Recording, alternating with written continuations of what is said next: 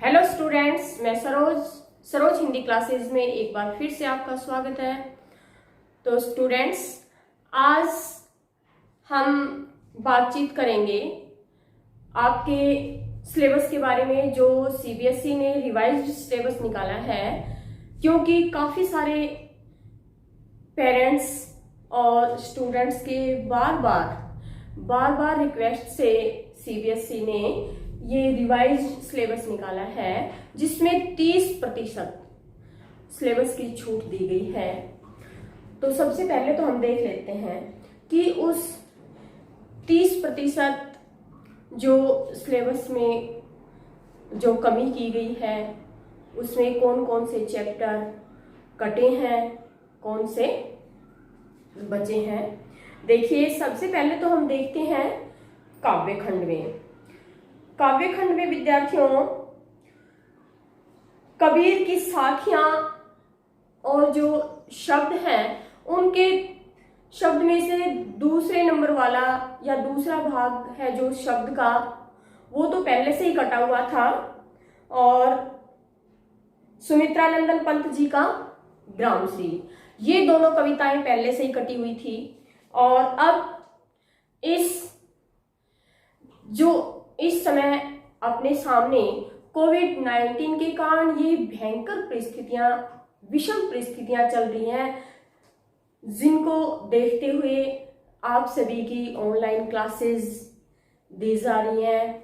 किस तरह से स्टूडेंट टीचर्स अपनी अपनी तरफ से प्रयास कर रहे हैं कि भाई आपकी जो पढ़ाई है वो सुचारू रूप से चलती रहे। तो इसमें सुमित्रानंदन पंत द्वारा रचित कविता ग्रामश्री और शब्द जो कबीर के शब्द थे वो तो पहले ही कटे हुए थे।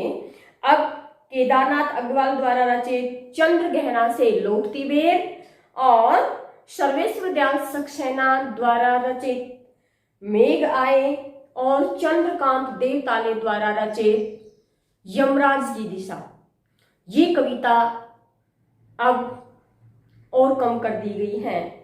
तो अब स्टूडेंट्स, आपके पास कविताएं बची केवल हमारे 5 कवियों की, जैसे कबीर की केवल साखियां और पहला शब्द, ललदर के बाघ, रसखान के सवैये और माखनलाल चतुर्वेदी की कविता कैदी और कोकिला, और अपनी अंतिम जो कविता है राजेश जोशी द्वारा रचित बच्चे काम पर जा रहे हैं। काव्यखंड में केवल आपके पास यही कविताएं हैं। अब हम देखते हैं गद्यखंड में स्टूडेंट्स श्यामाचरण दुबे द्वारा रचित उपभोक्तावाद की संस्कृति और हजारी प्रसाद द्विवेदी द्वारा रचित एक कुत्ता और एक मैना पाठ पहले से ही आपके सिलेबस से काट दिए गए थे। 2 पाठ अब और नए काट दिए गए हैं। उसमें है चपला देवी द्वारा रचित पाठ नाना साहब की पुत्री देवी मैना को भस्म कर दिया गया और महादेवी वर्मा द्वारा रचित मेरे बचपन के दिन। ये 4 पाठ आपके सिलेबस में ही है। अब केवल क्षितिज में केवल 4 पाठ हैं आपके, जिसमें पहला पाठ मुंशी प्रेमचंद द्वारा रचित 2 बैलों की कथा, राहुल सांकृत्यायन द्वारा रचित लहाशा की और जाबिर हुसैन द्वारा रचित सांवले सपनों की याद और हरिशंकर प्रसाई द्वारा रचित प्रेमचंद के फटे जूते। ये आपके गद्य और पद्यखंड का सिलेबस है। और कृतिका में विद्यार्थियों फणीश्वर नायक रेणु द्वारा रचित इस जल प्रलय में और शमशेर बहादुर सिंह द्वारा रचित किस तरह आखिरकार मैं हिंदी में आया, ये दोनों पाठ आपके सिलेबस में नहीं है। अब हम एक बार जानते हैं अपने जो एग्जाम का पैटर्न है, पेपर का जो भी पैटर्न है उसके बारे में जानते हैं विद्यार्थियों। तो देखिए, पैटर्न जो अपने पीछे वाला था वही है, बस उसमें थोड़ा सा फेरबदल किया गया है। अब पहले अपने पेपर के प्रश्न पत्र के 4 खंड होते थे। पहले खंड में अपठित बोध। अपठित बोध में पहले विद्यार्थियों आपके आते थे अपठित गद्यांश और पद्यांश 8 और 7 नंबर के, लेकिन अब क्या कर दिया गया है, केवल अपठित गद्यांश आएगा जो 10 नंबर का होगा। ठीक है। और फिर व्याकरण आएगी विद्यार्थियों आपके 16 नंबर की, जिसमें पहले उसमें आएगा शब्द निर्माण, अर्थ की दृष्टि से वाक्य भेद और अलंकार। शब्द निर्माण में आपको पता है आपके उपसर्ग, प्रत्यय और समास है। 2 नंबर के उपसर्ग होंगे, 2 के प्रत्यय और 4 नंबर के समास। 8 नंबर के तो शब्द निर्माण में हो गए। और अर्थ की दृष्टि से वाक्य भेद, ये भी विद्यार्थियों 4 नंबर के होंगे। और अलंकार में आपके शब्दालंकार व अर्थालंकार होंगे। शब्दालंकार में अनुप्रास, यमक और श्लेष।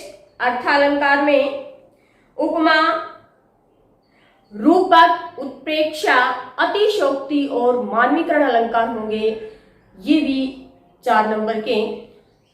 तो 16 नंबर की आपकी व्याकरण होगी। फिर तीसरा जो भाग है वो पाठ्य पुस्तक और पूरक पुस्तक का होगा। तो इसमें विद्यार्थियों क्या होगा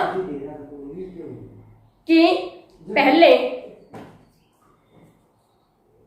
गद्य भाग में से क्षितिज के जो पाठ हैं उनमें से गद्यांश पर आधारित गद्यांश दे दिया जाएगा और आपसे 3 प्रश्न पूछे जाएंगे जो 2-2 नंबर के होंगे।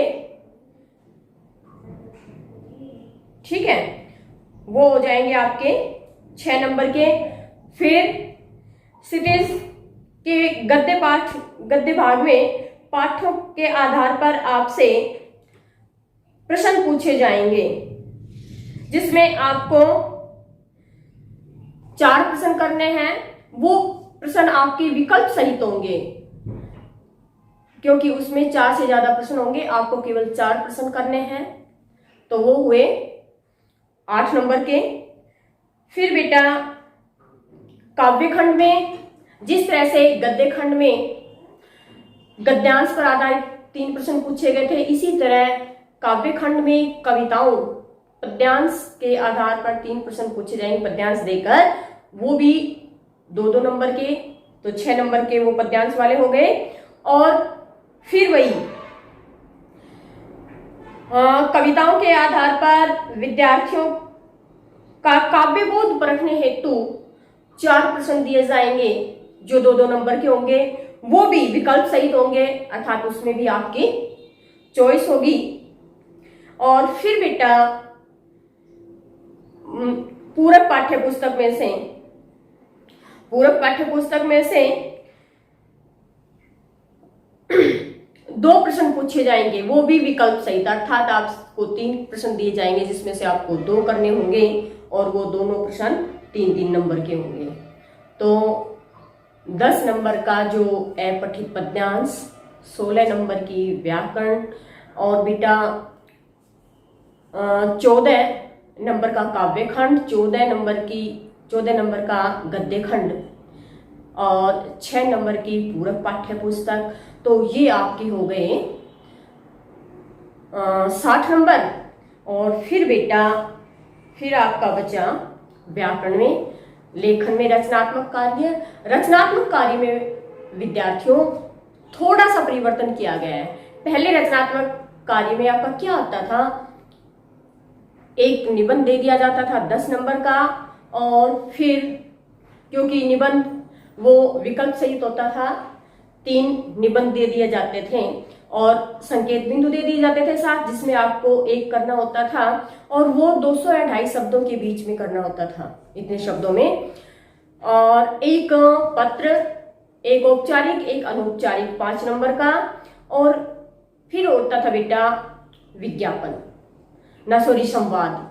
लेकिन अब क्या किया गया है, अब उस निबंध की जगह 10 नंबर के निबंध की जगह 5 नंबर का एक अनुच्छेद रख दिया गया है, जो आपको 80 से 100 शब्दों में लिखना होगा, एक अनुच्छेद, और एक आपको पत्र लिखना होगा जो विकल्प सहित होगा, अर्थात एक औपचारिक पत्र पूछा जाएगा, एक अनौपचारिक, जिसमें से आपको अपनी इच्छा से विकल्प से वो पत्र करना होगा। और बेटा किसी एक विषय पर आपको संवाद लिखना होगा, वो भी 5 नंबर का। और इसमें अब की बार एक कर दी गई है लघु कथा। लघु कथा दे दी जाएगी जो प्रस्थान बिंदु के आधार पर आपको 100 से 120 शब्दों के बीच में लिखनी होगी। तो अब केवल बस इतना ही परिवर्तन किया गया है कि निबंध की जगह 5 नंबर का अनुच्छेद और 5 नंबर की कथा दे दी गई है, बाकी जो का त्यों है। तो विद्यार्थियों, ये था आपका रिवाइज्ड सिलेबस, और उसके आधार पर जो अपना प्रश्न पत्र बनता है वो अब हमने आपस में चर्चा की। तो आप इसको देखते हुए अपना जो अपनी पढ़ाई है सुचारू रूप से करेंगे और अपने पेपर की अच्छे ढंग से तैयारी करेंगे। धन्यवाद।